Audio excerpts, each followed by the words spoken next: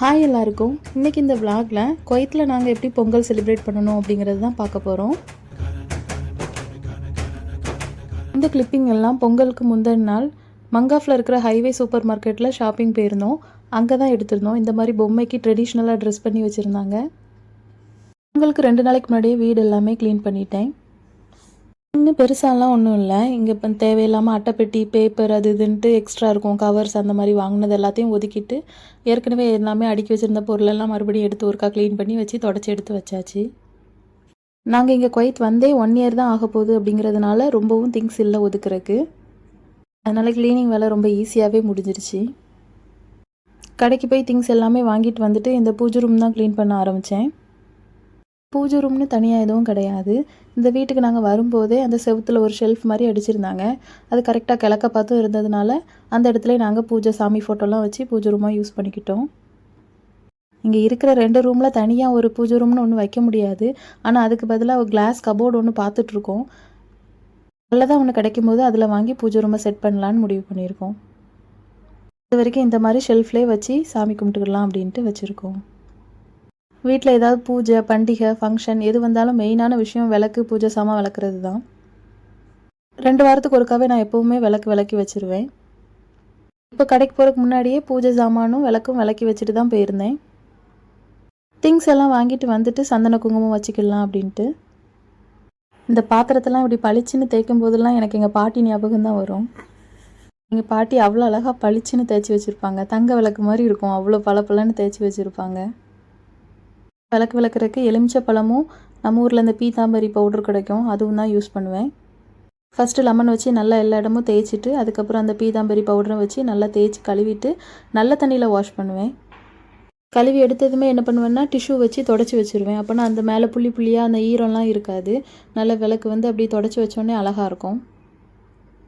அதே மாதிரி இந்த கற்பூர ஆரத்தி காட்டுறது, அதுக்கப்புறம் சாம்பிராணி கப்பு, அதிலெல்லாம் நம்ம ஃபாயில் பேப்பர் வச்சு உள்ள லைனிங் மாதிரி நம்ம திணிச்சு வச்சுக்கிட்டோம் அப்படின்னா அதில் நம்ம அந்த கருப்பு படியாது. நம்மளுக்கு அடுத்த டைம் விளக்குறதுக்கு ஈஸியாக இருக்கும். எல்லா தடவையும் கிடந்து தேய்ச்சிட்ருக்க வேண்டாம். விளக்க இன்னொரு முறை கொஞ்சம் தொடச்சிட்டு அதுக்கு சந்தன குங்குமம் வச்சு எல்லாம் எடுத்து பூஜை ரூமில் வச்சுட்டு வாங்கிட்டு வந்திருக்க பொங்கல் திங்ஸ் எல்லாத்தையும் எடுத்து வைக்கணும்.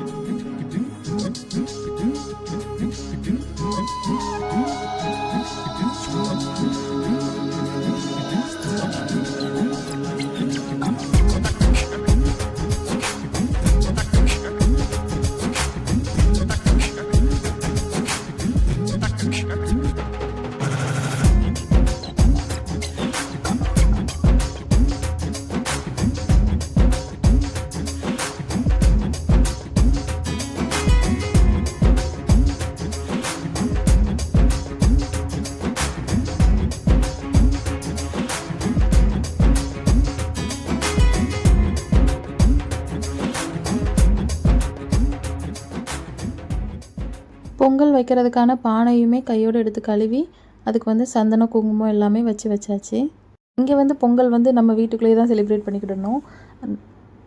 நம்ம இங்கே இந்தியன் ஃபெஸ்டிவல்ஸ்க்குலாம் எதுக்குமே லீவ் கிடைக்காது. கிறிஸ்மஸ் கூட லீவ் விடலை, நியூ இயர்க்கு மட்டும் 1 நாள் லீவ் விட்டாங்க. அதனால் நைட்டே இந்த மாதிரி எல்லாம் எடுத்து வச்சிட்டோம்னா காலையில் சீக்கிரமாகவே பொங்கல் வச்சுட்டு ஹஸ்பண்ட் ஆஃபீஸ் கிளம்புறக்கும் கரெக்டாக இருக்கும் டைம்.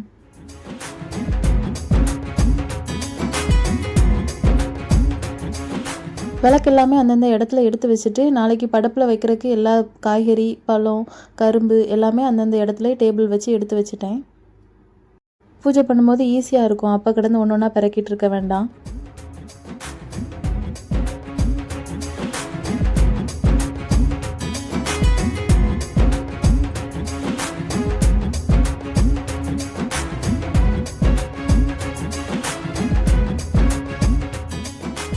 நம்ம ஊர் சைடு பொங்கல்னாலே கோலம் தான், கலர் கலராக எல்லார் வீட்லேயும் கோலம் போட்டிருப்பாங்க. இங்கே அப்பார்ட்மெண்ட்டில் எங்கேருந்து கோலம் போட இருந்தாலும் நாங்கள் வாங்கி வச்சுருக்கோம் கோலப்பொடி போடுவோன்ட்டு. காலையில் சீக்கிரம் எந்திரிச்சா கோலம் போடணும், இல்லைன்னா கோலத்தை ட்ராப் பண்ணிட வேண்டியதான். கையோட பொங்க பானையில் மஞ்சள் கிழங்கும் சுற்றி வச்சுட்டேன். இந்த கோலப்பொடி வாங்கினது பாப்பாக்காக வாங்கினது. அவள் அந்த ரங்கோலி ஆர்ட்லாம் பார்த்துட்டு அவள் வந்து இந்த கலர் கோலப்பொடி கேட்டுகிட்டே இருந்தால் ரொம்ப நாளாக. அதனால் இந்த பொங்கல் சீசனில் வந்துருச்சா, அதனால் வாங்கி கொடுத்தாச்சு ஒன்று.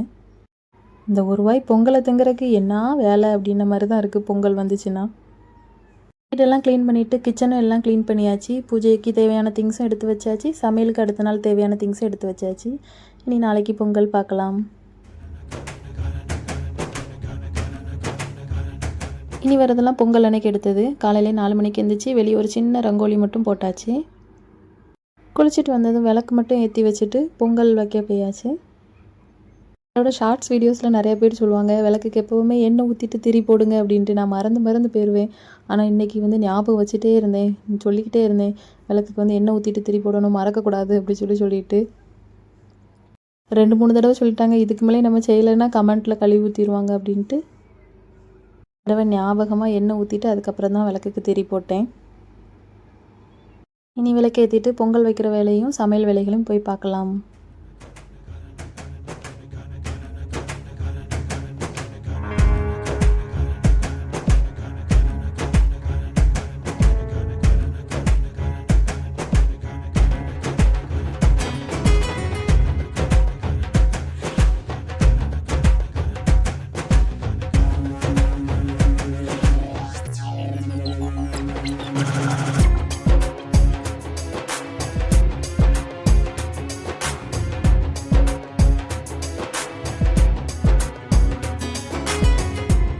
கேத்தி வச்சுட்டு கிச்சனுக்கு நேராக வந்தாச்சு.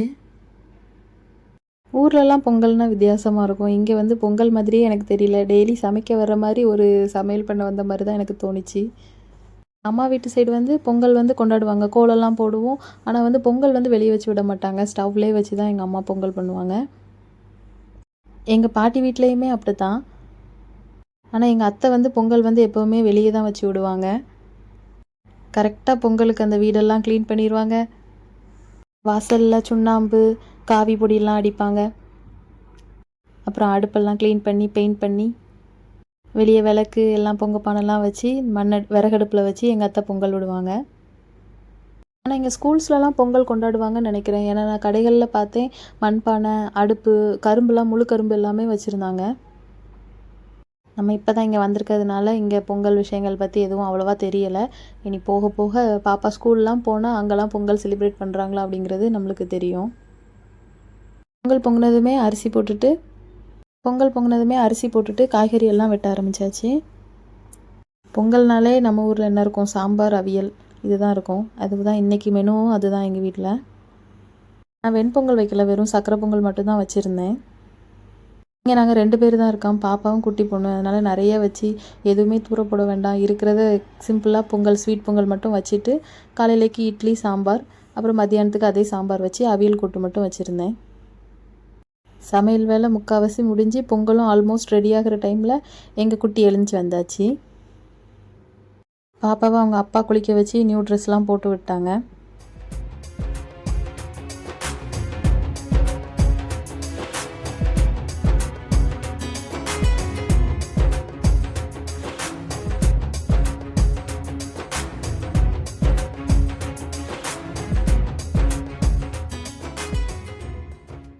இங்கே பொங்கலுக்கு லீவ் இல்லை எல்லாருக்குமே. அவங்க ஹஸ்பண்டுக்கு ஆஃபீஸு, பாப்பாக்கும் ப்ளே ஸ்கூலில் லீவ் விடுவாங்கன்னு நினச்சேன். ஆனால் லீவ் இல்லைன்னு தான் சொல்லியிருந்தாங்க. வேணும்னா நீங்கள் அனுப்புங்க, இல்லைனா வீட்டில் வச்சுக்கிடுங்க அப்படி தான் சொன்னாங்க.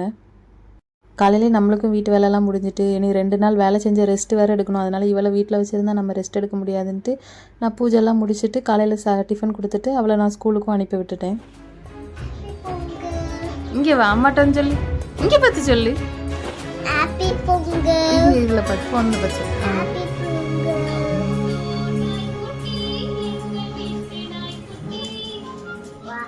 சாமிக்கு பூஜை எல்லாமே பண்ணிவிட்டு காலையில் டிஃபன் எல்லாம் சாப்பிட்டுட்டு ஹஸ்பண்ட் எப்பவும் போல் ஆஃபீஸ் கிளம்பியாச்சு. அவங்க கொலீக்ஸ்க்கு மட்டும் கொஞ்சோண்டு பொங்கல் கொண்டு போயிருந்தாங்க. இங்கே எங்கள் அப்பார்ட்மெண்ட்டில் எனக்கு அவ்வளோவா யாருமே தெரியாது, அதனால் யாருக்கும் இங்கே பொங்கல் எதுவும் கொடுக்க முடியல.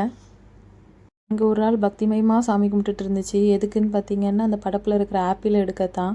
சாமி கும்பிட்டு முடிஞ்சதும் எடுத்தாரேன்னு சொல்லியிருந்தேன். அதுக்கு தான் எங்கள் ஆள் வெயிட்டிங். இங்கே எல்லா திங்ஸுமே கிடச்சிச்சு, ஆனால் பனங்கிழங்கு மட்டும் எனக்கு எங்கேயுமே கிடைக்கல. நான் கடையாக 2-3 கடை தேடி பார்த்தேன், ஆனால் எங்கேயுமே கிடைக்கல. ஆனால் கரும்புலாம் அநியாய ரேட்டு.